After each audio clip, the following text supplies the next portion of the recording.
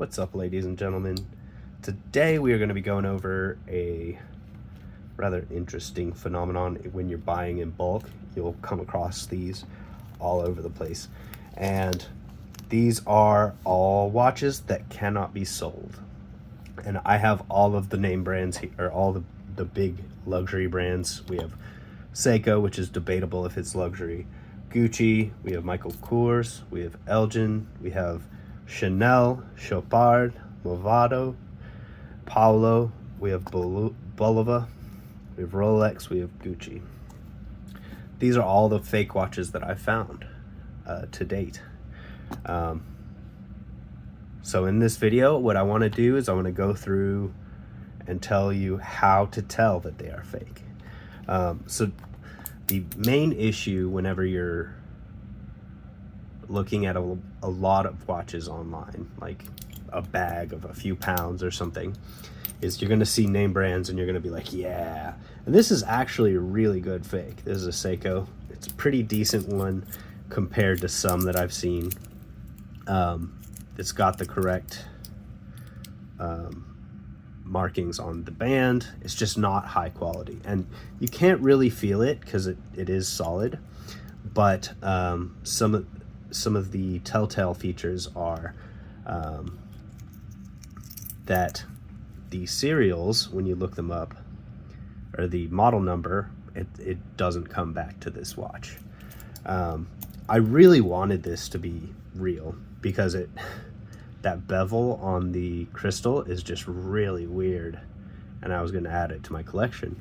But unfortunately, another dead giveaway is they have these little marks here, and you can put a watch wrench into it and spin it all day because they're freaking snap back. So typically the movements are going to almost all look exactly like this. Now, if this was an actual Seiko, it would look similar but different because they do put their name brand on the movement itself. Because why wouldn't you? If you were a high-class brand, you know, of course you're going to put your best foot forward and advertise all over your product. I mean, Citizen does it. I can even show you a photo of what a name brand watch should look like on the inside for a quartz movement. Just to give you an idea of what a fancy movement might look like, this is actually a Citizen watch, and it's still quartz, but you can see there are actually jewels there right here. And I mean, it's well put together in comparison to what I was showing you earlier. So I mean, you can definitely tell, if not by the build quality, then at least the movement, because you're not going to see a higher end brand with something that looks a lot like the others. They're going to look more like this. But this is just a generic Miyota movement. So these are a dead giveaway to me because I've been doing this a while and it's just frustrating. But this one I thought was potentially real. I don't know much about Gucci. I'm not really a big luxury guy, as you may have guessed from the caliber of my fixings. But you know, I wouldn't be surprised if Gucci made a watch that looks like this. I think it would be kind of cool. It's got a little clip, you know, whatever. Unfortunately, it is absolutely not a Gucci, and you can tell because Gucci wouldn't allow something like this to go through. Now, we are talking about vintage watches usually, so they are gonna be beat up, old. So there's a possibility that maybe it's just old, right? Like these dots in the enamel itself could just be from, you know, age, wear and tear. But as soon as you open it up, while this is a fancier movement, it is not a Gucci movement. Even says so. Let's see.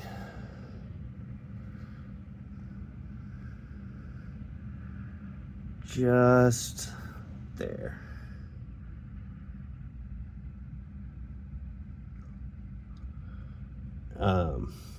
It says no jewels, unadjusted, and you can see it's not a Gucci movement. It would say all over this thing, it would probably say Gucci. This Michael Kors, it looks awesome, but whenever you actually pick it up, you can feel it 100%.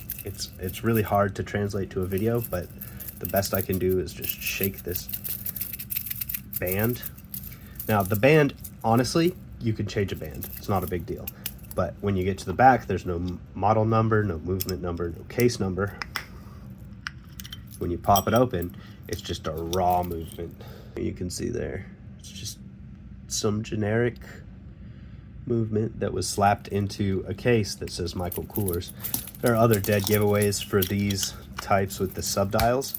I often find these with a lot of fashion brands have these where they want the subdials, but they don't want them to do anything.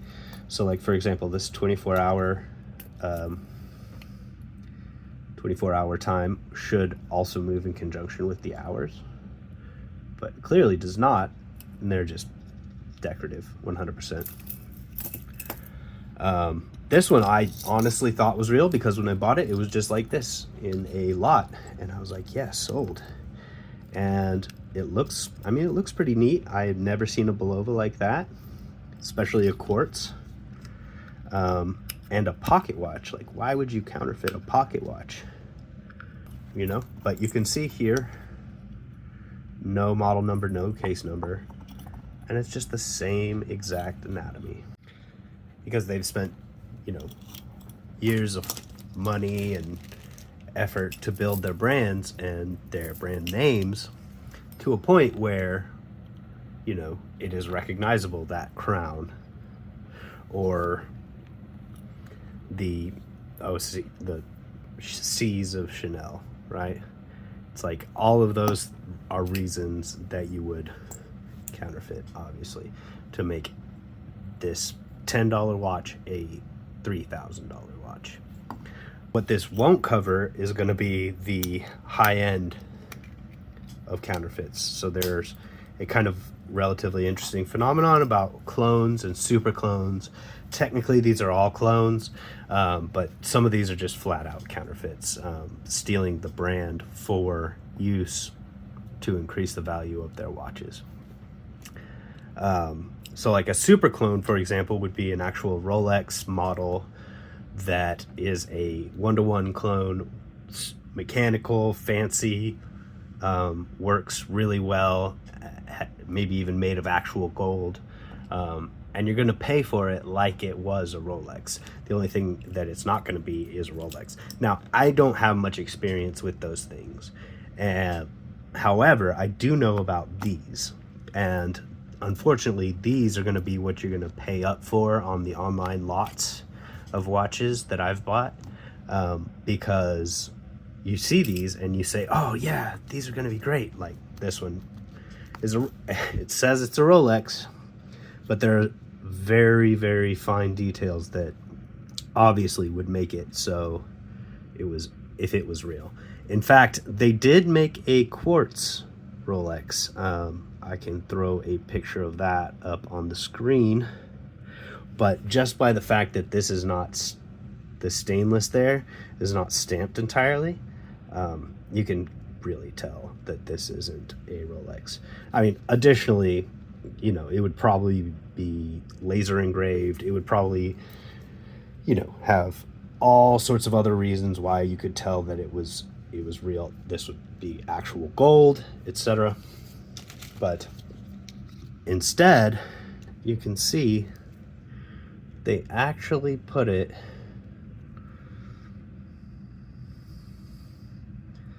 just here.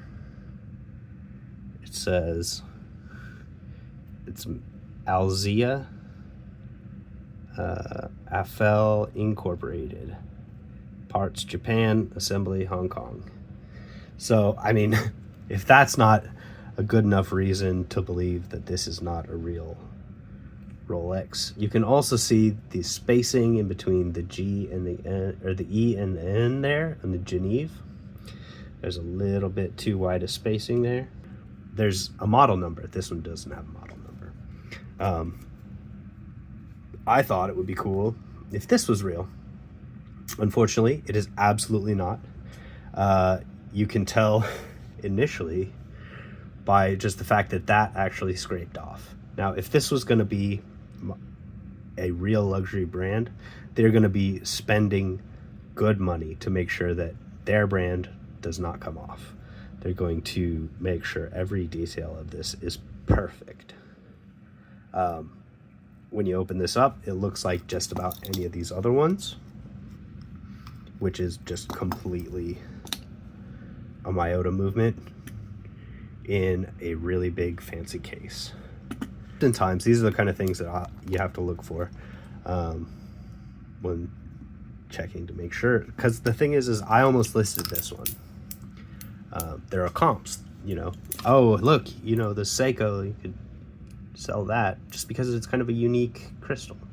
But the thing is that I could get in trouble for it. I could hit a Vero strike. I could also just straight up get banned from selling if I did it too often, because this is a counterfeit product. Movado, I actually thought this one was real. The band was good quality. The case is actually pretty good quality. It's actually made of metal. It looks good. The name brand looks good. I mean, yeah, the crystal is cracked, but the dial is solid. It looks right. But unfortunately, when you just plug all 8s and an A and a 2, and then that 8 isn't stamped all the way, but you know, I mean, if you plug that in and try to find any kind of Movado, you're not going to find it. And then the nail in the coffin for this one was the fact that it also has the screw down screws, but another snap. And again, we have the same kind of thing. And these are pretty standard movements. I mean, they're workhorse movements. This thing will last forever. And if that's your jam, I'm not going to sit here and poo-poo it. But the problem is that I have to sell these to make money and hopefully get a return on whatever I invested. And these I literally cannot sell. Because these places, they're going to... Usually it's going to be your micro brands that get like the ETA movements. Like even if this was an ETA movement, right? There would be a yellow color and it would have the ETA name on it. Now Chopard, I was not familiar with the brand, but you can tell with the diamonds here, they kind of are sitting proud of the case. When you move it around, they move while their cases do not. And this is apparently, well, okay, so the actual model that this is based on is something in the ballpark of $3,000 to $4,000.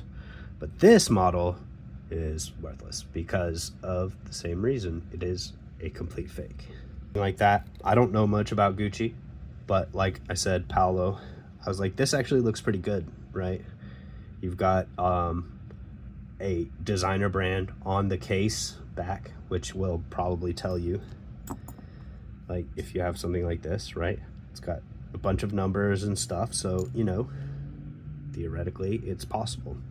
Now, would I think that Paolo Gucci would use a Japanese movement? I don't know. I honestly can't say. Don't know the designer. Never really looked into him too much outside of the movie. But what I do know is that inside, even if he used that movement, he would have marked it with the Gucci name, because typically they're going to have their own kind of custom movement. And on this one, it's the same drill. It's made by some other company. because like I said, these kind of movements, they're workhorses. They will last a lifetime. You change the battery, it'll keep on ticking. But it's definitely not a multi-$1,000, even multi-$100 watch. It's not even really a multi-$10 watch. Maybe $10 on some of these. So shaky, but you can really tell because this is just plastic. Whereas like this one, it doesn't rattle the same.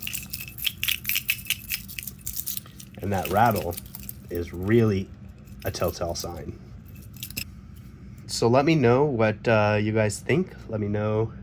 I've seen G-Shocks. I've seen all sorts of different types of watches that are counterfeit. Now, I've also seen watches that I thought were counterfeit. For example, this is a project watch I've been working on. It's a Tissot perpetual calendar, and I was like, there's no way, because I popped it open, looked inside. I mean, the case back looks perfect. It's got a model number that actually tracks back to a model. And then I looked up, what does the movement look like? Guess what? It looks exactly like that. So it's like, it's easy to get caught in, oh, well, this can't be a Tissot, right? This watch would go for, I don't know, yeah, on the retail market, if you were to just walk into a jewelry store, it would probably be, you know, hundreds of dollars. But then you open it and you're like, what? Why is that worth hundreds of dollars? That's a ETA G15561. So is it fake? Answer is surprisingly no. This one I did actually look it up, and you can trace all this stuff with the serials, with the case numbers. Those are there for a reason. They don't necessarily look like it, but this is actually pretty cool when it can track when the leap years are, it can track, etc., etc. So you can really tell. You can't really tell the difference off the top about these versus these when you look at just the movement, but you look at the total overall build quality. Like, this is not a light piece, whereas this one is arguably heavier than that guy. But it's the other pieces, the fact that no self-respecting brand would put the wrench back notches if it was a screw back, because they don't have to. They know how to make screw back cases. They know how to make snap cases that work. I'm not a big luxury watch guy. I like, you know, your easy, die-hard Seiko 5. I like Timex, like I showed my Orient earlier. These are simple watches, but that do amazing things. Bulova, Accutron, right? Tuning fork is just buttery smooth. However, some people believe very strongly that the replicas, which I couldn't afford a $30,000 Rolex, nor would I really want to. I don't want to go around wearing a car on my wrist. But these are an affordable alternative for people who want the status symbols, but don't necessarily have the money for the status symbols. So let me know, what do you think? And hope this was helpful to someone who might be interested in trying to resell watches. And thanks, and have a great day.